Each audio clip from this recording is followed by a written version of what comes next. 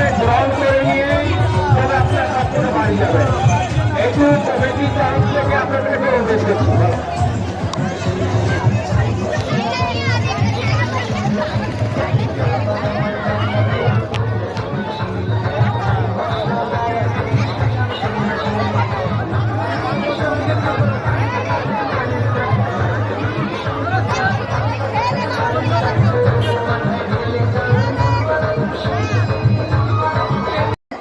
আমাদের শ্রীরাবতী নদী থেকে জল আনতে যাননি তাদের উদ্দেশ্যে বলছি, আপনারা প্রত্যেকে যথাসময়ে বাবার মধ্যে জল ঢেলে নিন। কারণ তারা এসে গেছে দশটাপাড়াতে, তাদের জল ঢালার পর আপনারা যেখানে স্থানীয় অতিথি থাকবেন বা অতিথি থাকবেন তারা তারপর জল ঢালবে।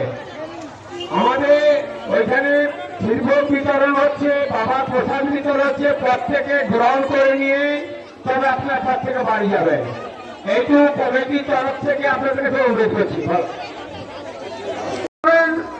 তারপর দেখতে পাবেন দক্ষিণ সাইডে জল নেমে প্রথমে আপনারা শিবকরণ করবেন। তারপর দেখতে পাবেন নিতাই বিষয় গোডাউনের সামনে খেজুরিও বিতরণ হচ্ছে, খেজুরিও গ্রহণ করে আপনারা লুটি লুটি পায়ে বাড়ি থেকে রওনা হবেন।